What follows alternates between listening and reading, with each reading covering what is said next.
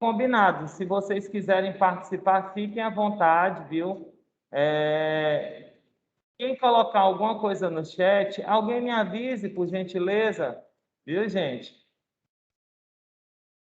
Então, jovens, o nosso conteúdo é século XIX. Alguns livros didáticos trazem esse período como Primavera dos Povos, um momento de nacionalismos. Deixa eu ver se eu coloquei para gravar. Coloquei para gravar. Um período de nacionalismos, como eu falei anteriormente para vocês, nós temos mudanças importantes na Europa, principalmente por conta do avanço das ideias socialistas, as transformações em relação ao proletariado. Ao mesmo tempo, nós temos o liberalismo econômico e o questionamento acerca do poder absoluto dos reis. Então, para a gente entender um pouco o século XIX, é necessário a gente entender essas transformações que estão acontecendo, e um dos marcos importantes é a Revolução Francesa. E aí nós vamos lembrar que o Napoleão Bonaparte, a partir de 1799, ele fez uma verdadeira bagunça ali no mapa europeu, e essa bagunça do Napoleão, após o segundo exílio dele, começa a ser discutido todos os preceitos de reorganização do mapa da Europa a partir do chamado Congresso de Viena, que é uma espécie de tratado de paz, um tratado pós-guerra, que é estabelecido pelas nações europeias, as nações que foram responsáveis ali pela derrota de Napoleão. E aí você tem uma reorganização do mapa europeu, é pensado nessa perspectiva. Então vamos trabalhar aqui o século XIX, como o Eric Hobsbawm trabalha um pouquinho esse período, é a chamada Era das Revoluções, né? A Era das Revoluções. E logo depois ele chama a segunda metade do século XIX da Era dos Impérios, né? Interessante, o Eric Hobsbawm, como eu falei para vocês, é um dos principais historiadores desse período. Ele trabalha bastante essas temáticas, as revoluções, o imperialismo e também o século XX, né? Um historiador que tem uma produção bastante intensa sobre o século XX e muito importante. Não é toda vez que vocês encontrarem alguma coisa relacionada a isso aqui, vocês vão chegar ao Eric Hobsbawm. Quase toda a prova do Enem, vestibulares, tem uma citação do Hobsbawm trabalhando alguma coisa. Então, gente, dentro dessa perspectiva, nós partimos aqui do Congresso de Viena. Então, após o segundo exílio do Napoleão, nós temos a formação do Congresso de Viena, que vai buscar restabelecer as fronteiras da Europa e principalmente as chamadas monarquias absolutistas, o antigo regime. Vimos que o Napoleão, ali, quando ele se tornou imperador, ele invade uma série de países, ele destrona, por exemplo, o rei da Espanha, Felipe VII, ele faz com que o rei de Portugal venha para o Brasil, né, na vinda da família real portuguesa. Então ele mexe bastante com as estruturas de vários países europeus ali dentro daquele confronto que ele estabelece com a Inglaterra através do bloqueio continental, e depois nós já vimos todo esse processo. Então, existem alguns princípios básicos do Congresso de Viena, que é um tratado pós-guerra, gente, na realidade, que é o princípio da legitimidade e a política do equilíbrio europeu. O que seria a legitimidade? Aqueles monarcas que haviam sido destituídos ali com a expansão napoleônica, eles voltariam ao poder, seriam restabelecidos os seus poderes absolutos, por isso que também chama-se política da legitimidade e restauração, onde o poder absoluto desses reis seria restabelecido dentro da Europa. Então, voltaria aquela estrutura absolutista existente dentro da Europa. E a política do equilíbrio europeu, buscando equilibrar as fronteiras entre esses países, principalmente buscando as fronteiras que existiam antes de Napoleão. E essa é uma das grandes críticas que os historiadores fazem acerca do Congresso de Viena, porque ao tentar restabelecer essas fronteiras, você não tem um respeito, por exemplo, à questão das etnias, dos grupos sociais, dos diferentes povos, o mosaico de povos ali que existe na Europa, não houve esse respeito e muitos foram dominados aí por outros impérios, e esse processo terminou culminando numa série de consequências que nós vamos ver a seguinte. Então, o objetivo principal, os objetivos do Congresso de Viena, seria impedir o avanço desses movimentos liberais, tanto na Europa, mas também as consequências aqui nas colônias, na América Latina, os movimentos de independência. Aqui tem um fato importante: em 1812, nós vamos ver depois, foi feita a chamada Carta de Cádiz na Espanha, a Constituição de Cádiz, que deu o poder, reestruturou o poder em virtude da prisão do rei espanhol Fernando VII. Nós vamos ver isso aí, e a importância da Carta de Cádiz, quando ela vai estabelecer uma nova forma de governo na Espanha e principalmente nas suas áreas coloniais.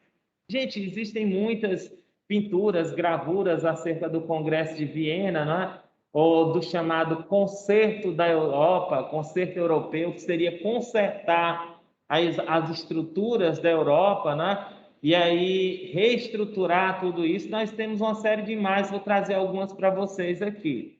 Então, o Congresso de Viena, como eu disse para vocês, trabalha o princípio da legitimidade, onde aqueles antigos monarcas eles têm que voltar ao poder. Por exemplo, na França, você tem a volta ao poder do Luís XVIII, que havia sido exilado após o retorno do Napoleão no governo dos 100 dias, o princípio da restauração, onde esses monarcas deveriam ser reconduzidos ao poder.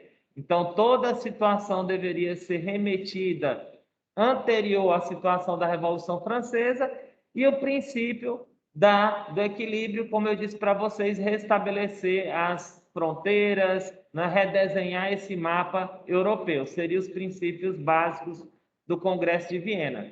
Gente, não esqueça, o Congresso de Viena é uma reação conservadora, uma reação dos países europeus em prol do absolutismo. Só que nesse contexto, gente, a Europa ela está passando por uma série de transformações. Você já tem o liberalismo se consolidando em várias áreas aqui da Europa, e a partir de 1820, 1830, alguns países já estão vivendo a segunda revolução industrial, como, por exemplo, a Inglaterra. Então, essa estrutura traz também implicações sociais, mudanças em relação ao proletariado e até mesmo as classes médias urbanas, que já não aceitam mais esses poderes absolutos na mão de um monarca. Isso é uma das grandes transformações aqui do século XIX. Então, aqui, a Europa, após o Congresso de Viena, você tem aqui alguns impérios remanescentes: o Império Russo, o Império Austríaco e, ao mesmo tempo, uma série de reinos, né, gente? Uma série de reinos. E aí você vai perceber que essa divisão ela vai ser decisiva depois, por exemplo, para a formação dessas nações. Como eu disse para vocês no início da aula, o século XIX é o século do nacionalismo. Por exemplo, aqui nessa região da Prússia, é onde nós vamos ter formado, por exemplo, a Alemanha, não é? A Prússia vai originar a Alemanha a partir lá da Guerra Franco-Prussiana em 1870, entre 1870 e 1871. Você percebe aqui o Reino da França, bastante poderoso, e o Império Austro-Húngaro, né? O Império Austríaco aqui, ó. Então você tem alguns antigos impérios ainda remanescentes aqui e muitos reinos. Então você tem uma sobreposição também de poderes aqui entre essas várias partes da Europa, entre esses vários países que estão se organizando aqui dentro desse contexto.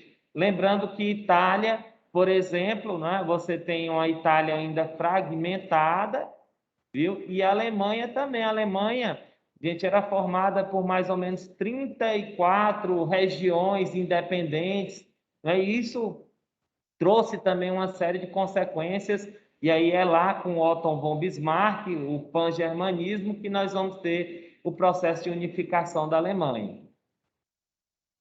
Então, gente, trabalhando aqui algumas características, a Santa Aliança, como eu disse para vocês, um dos principais primeiros-ministros da época, o Metternich, né? Ele defendia que a Santa Aliança deveria intervir de forma direta em todos os países onde o absolutismo estivesse ameaçado ou fosse derrubado. Essa era uma das características naquele momento. Então, nós temos aqui a Santa Aliança também, ela representa um símbolo de absolutismo e também uma reação aos ideais liberais, burgueses da Revolução Francesa. Gente, interessante a gente lembrar que esse nome Santa Aliança também era um acordo estabelecido com a Igreja Católica, né, para tentar, na medida em que esses reis absolutos fossem retomando seus poderes, eles pudessem consolidar o catolicismo em seus países. Também tem essa questão, né? Buscando a expansão do catolicismo, uma tentativa de reafirmação do catolicismo durante o século XIX. Então, nós temos aqui algumas questões, né? Como eu falei para vocês, Prússia, Rússia e Áustria, elas se organizam, aprovam as medidas aqui pelo Congresso de Viena, além de que, gente, você tem a ideia de barrar o avanço das ideias liberais e constitucionais, principalmente no sentido de quê? De interferir também na política de países ibéricos e nas áreas coloniais, né? A favor, por exemplo, a Santa Aliança ela vai bater de frente com a ideia de recolonizar o Brasil ali em 1815, né? Só que o Brasil já tinha sido elevado à condição de Reino Unido, a Portugal e Algarves em 1815, né? Mas a Santa Aliança defendia essa perspectiva. Então, gente, esse período do século XIX, como eu falei para vocês, que é um período de transformações, de um lado você tem os efeitos da Revolução Francesa, e do outro lado você tem os países resistindo aqui com a estrutura do chamado Antigo Regime. O historiador Eric Hobsbawm, ele vai dizer que esse período do século XIX, principalmente a partir de 1848, né, ele vai chamar de Primavera dos Povos, né? A Primavera dos Povos é uma espécie de momento onde esse povo vai acordar, vai começar a se articular para mudar a sua situação social. E nessa primavera, né, a primavera é o período que desabrocha as flores, né? Seria no sentido que esse povo está acordando, está desabrochando para não aceitar mais autoritarismo, imposição. Então, lembrar também, gente, que é um momento onde o sistema capitalista, o processo de industrialização, está se transformando, né? Nós temos aqui o capitalismo se transformando num capitalismo monopolista no final do século XIX. Então, Eric Hobsbawm chama essa era a era dos impérios ou a era de superlativos, né?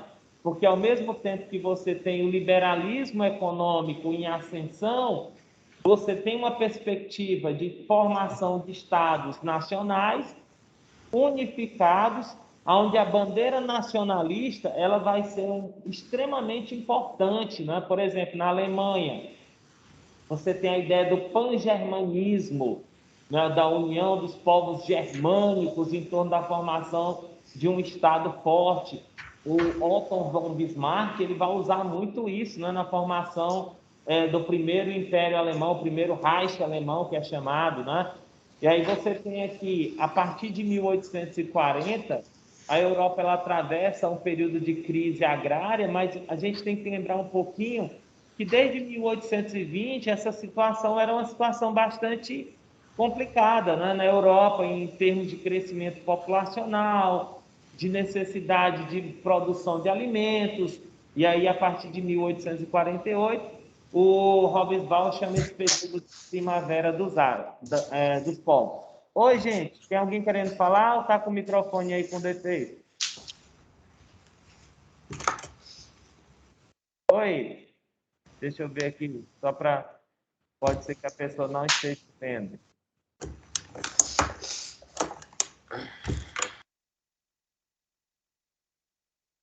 Então, jovens, esse momento, como eu falei para vocês, é um momento de muitas transformações, onde você tem diversos grupos aqui Por exemplo, na França, você tem socialistas, republicanos, monarquistas constitucionais, patriotas, que eram chamados de bonapartistas, né? Você tem uma grande quantidade de povos com interesses diferentes, né? Então, o proletariado se organizando, isso tudo mexe com as estruturas desses países aqui na Europa dentro desse contexto. Então, gente, trabalhando aqui essa contextualização, eu falei para vocês que a ideia de primavera, esse desabrochar do povo, dele acordar e estabelecer diversos movimentos revolucionários, né? E esses movimentos, muitos inspirados nos ideais da Revolução Francesa. Dentro da história, nós temos outras primaveras, né, gente? Nós agora, em 2012, 2013, tivemos a Primavera Árabe, já existiu a Primavera de Praga, né? Dentro da história sempre aparecem outras primaveras nesse sentido aí do povo acordando para a sua situação social e lutando em prol de mudanças. Então, você tem aqui 1848, é um momento onde você tem a queda definitiva das monarquias absolutistas. E aqui, o caso, pessoal, é a questão da França, né? A França, em 1848, rompe essa estrutura, cai definitivamente a monarquia absolutista francesa, nós vamos já ver esse processo, né?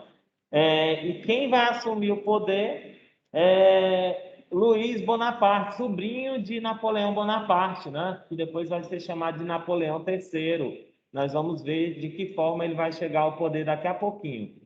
Então, gente, movimentos contrários ao absolutismo, já havia falado para vocês.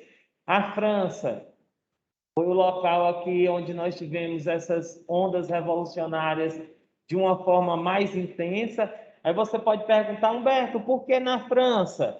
Aí nós temos a questão da crise agrícola, o desenvolvimento desse proletariado urbano, vamos dizer assim, explorado nas fábricas. Ao mesmo tempo, você tem uma estrutura onde o rei francês, depois, ele vai buscar restabelecer a censura. Aí nós vamos lembrar de todas as questões relacionadas à Revolução Francesa, né? A ideia de liberdade, eles já não suportam mais censura à imprensa, e aí nós temos essas condições na França que vão ser ideais para essas ondas revolucionárias. Nós temos aqui, como eu falei para vocês, o Congresso de Viena tentando restabelecer a velha ordem ou o antigo regime. Gente, um fato importante, 1848 é um ano importante porque, além de ser esse marco do processo revolucionário, onde cai a monarquia francesa, é o momento também da publicação do Manifesto Comunista, né? Nós vimos nas aulas anteriores da importância do manifesto, da ideia de unificação do proletariado, né, para que ele tome os meios de produção, faça uma revolução. Então, um momento importante também aqui dentro dessas transformações. No Brasil, nós temos um movimento que vai assimilar um pouco dessas transformações da Europa, né? A praeira que acontece em Pernambuco, né? Um movimento de caráter liberal. Vocês vão estudar isso lá na segunda série, movimento da praeira. Então, povo de Deus, trabalhando um pouquinho as revoluções de 1848, por que é que elas são importantes, né? Você tem monarquias sendo depostas, como a questão da monarquia francesa, nós temos o absolutismo, as estruturas sendo abaladas, as fronteiras elas passam a ser desfeitas e, ao mesmo tempo, os privilégios feudais eles são abolidos, né? O sobrinho de Napoleão, o Luiz Napoleão, ele vai chegar, gente, com vários princípios muito próximos àquele documento que nós vimos que o Napoleão elabora, né? A Carta Civil, a Carta de Direitos de 1804. Vocês lembram que eu falei para vocês? Então, ele vai estabelecer uma série de elementos ali daquele contexto do Código Napoleônico. Então, novos conceitos: república, cidadania, classes sociais, igualdade, liberdade, nacionalismo e revolução. Tudo isso aqui está na ordem do dia, né, gente? Está na ordem do dia dessas transformações que nós temos durante o século XIX. Gente, antes de falar das revoluções de 1848, é necessário falar das revoluções de 1820, né? A Europa ela foi sacudida por uma série de revoltas, de revoluções em 1820. A mais famosa para nós aqui foi a Revolução do Porto, de 1820, ou a Revolução Liberal do Porto, que provocou o retorno de Dom João VI para Portugal. Ele deixou aqui o seu filho, aí Dom Pedro I foi lá e fez todo o processo de independência articulado à elite brasileira e alguns outros grupos médios da sociedade brasileira. Não sei se vocês lembram desse contexto da Revolução de 1820, a Revolução do Porto, né? Que obrigou Dom João VI a voltar para Portugal, por conta de que, aí vocês vão tentar lembrar aqui, ó, em 1815, os ingleses vencem o Napoleão, as tropas napoleônicas, e aí o que foi que aconteceu? Os ingleses passaram a dominar o comércio dentro de Portugal. Isso desagradou bastante os portugueses, que vão se organizar exigindo o retorno do seu rei, que estava onde? Que estava no Brasil. E aí Dom João VI aí passa ele era rei do Brasil, ele era rei do Brasil e de Portugal, né? E aí ele vai para Portugal, isso já no finalzinho de 1820, início de 1821, e deixa aqui Dom Pedro I na condição de príncipe regente, né? Isso terminou propiciando o nosso processo de independência articulado a outros elementos. Então, essa revolução de 1820, gente, é uma primeira onda, vamos dizer assim, dessas revoluções que estão acontecendo pós-guerras napoleônicas, né? E aí, como eu falei para vocês, o liberalismo e o nacionalismo são as duas questões mais importantes dentro desse contexto. Na França, as questões estão relacionadas aos monarquistas, aos liberais, mas existem outros grupos também, como eu falei para vocês anteriormente, até bonapartistas, né? E republicanos, e proletariado. Então, você tem aqui um debate muito intenso com muitos grupos sociais, né? Então, aqui, gente, o que é que nós temos que lembrar? Em alguns países europeus, por exemplo, na França, você tem o estabelecimento de monarquias atrelada a uma constituição, mas ao mesmo tempo esse processo ele é bastante tenso por conta dessa perspectiva de retorno dos governos absolutistas que passa a ser constituído com o Congresso de Viena.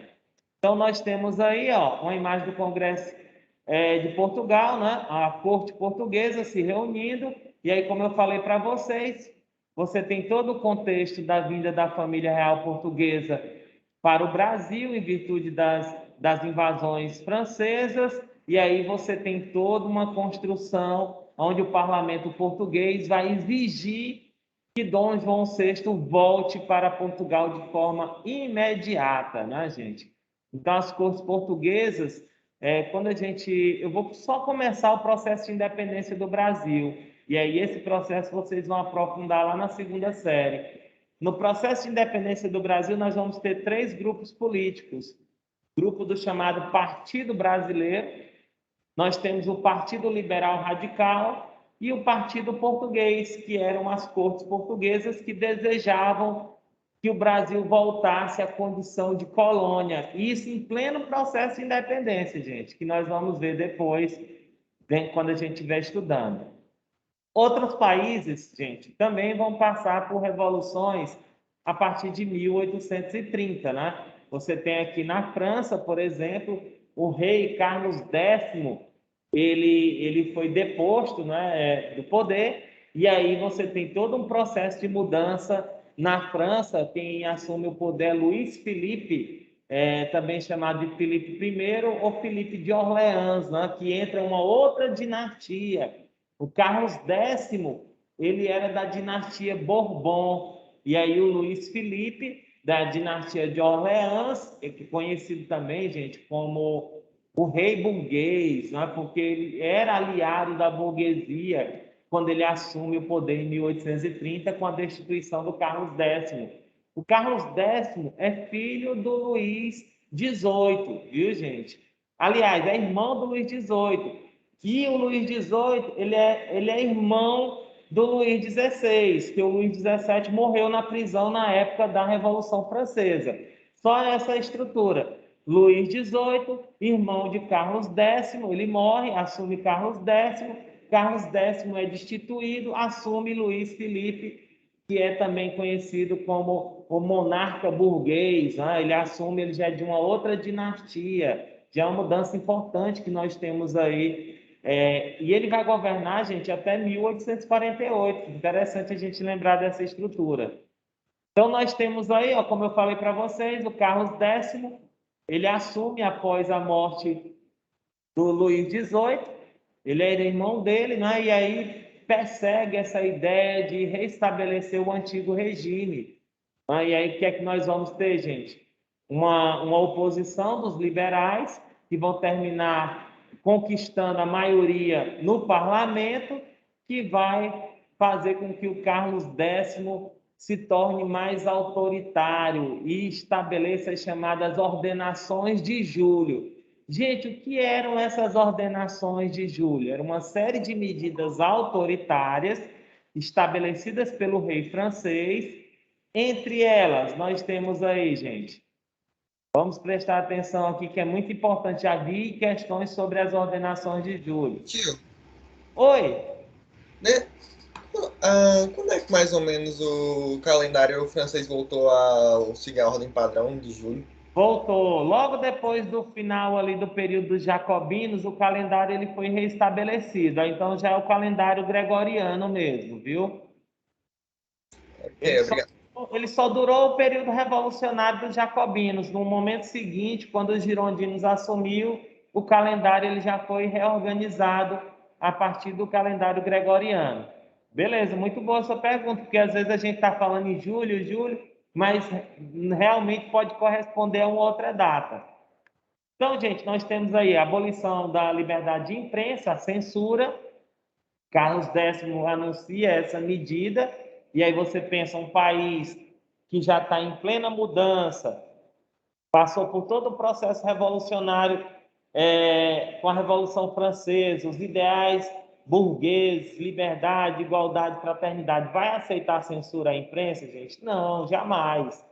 Redução do eleitorado, uma mudança em relação à questão das eleições pelo voto censitário. O governo, a partir de decretos, ele praticamente fecha o Congresso, gente, ele fecha o parlamento. Olha, não precisa de parlamento para governar, não. E aí nós temos aí a dissolução da Câmara e a anulação das últimas eleições, onde os liberais tinham conseguido ampla vantagem.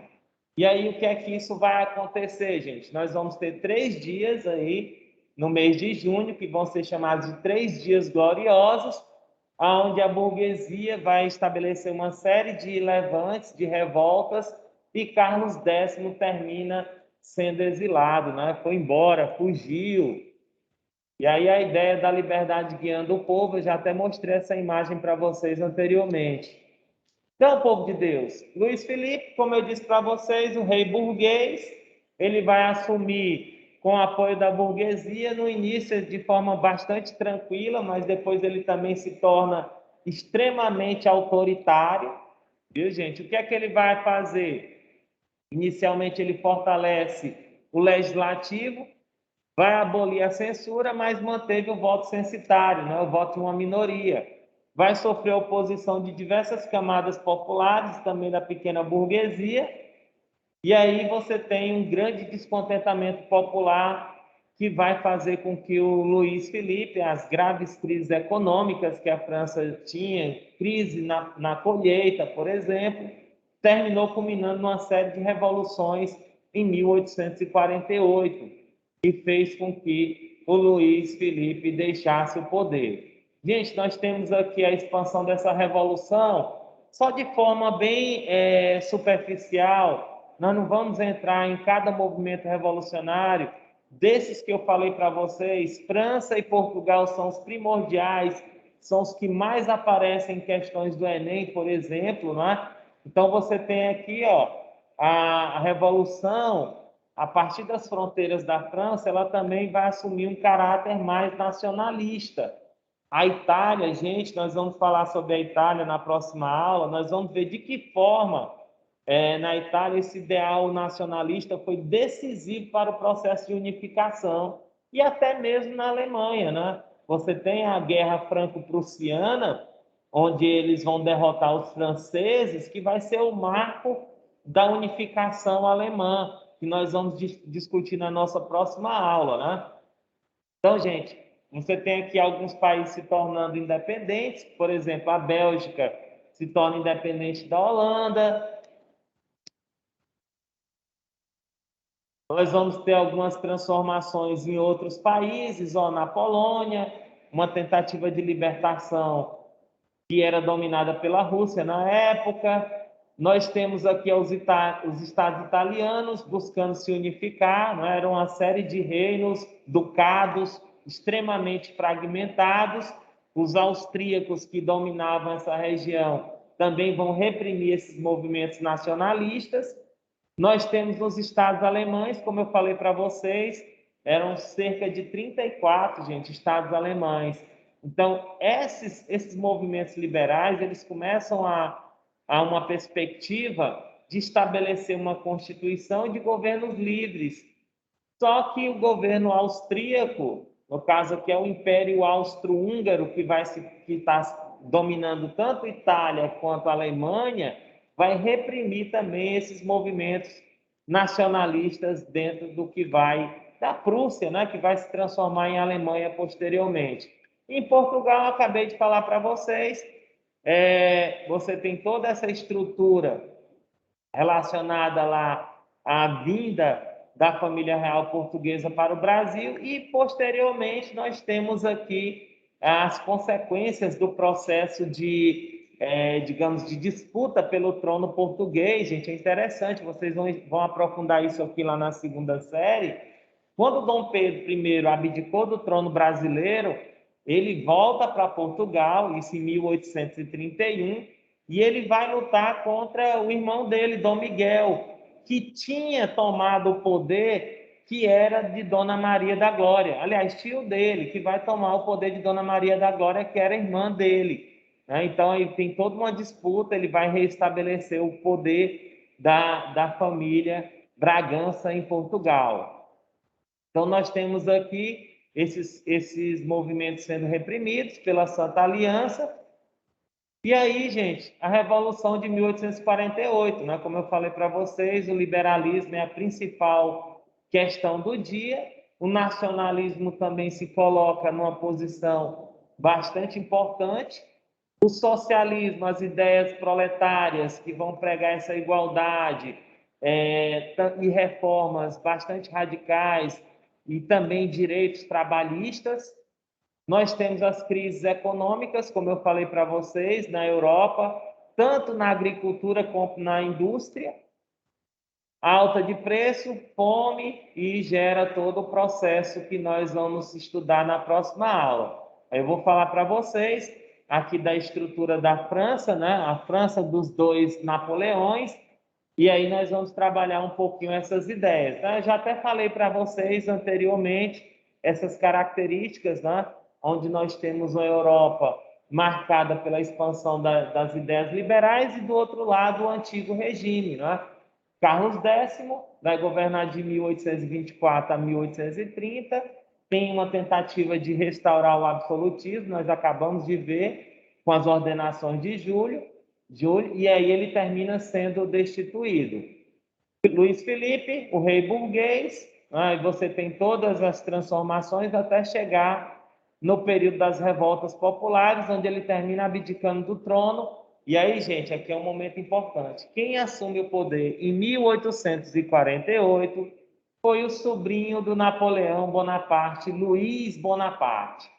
Gente, importantíssimo, ele vai assumir nessa condição, digamos aí, de presidente, estabelecida a chamada Segunda República. Por que a Segunda República, gente?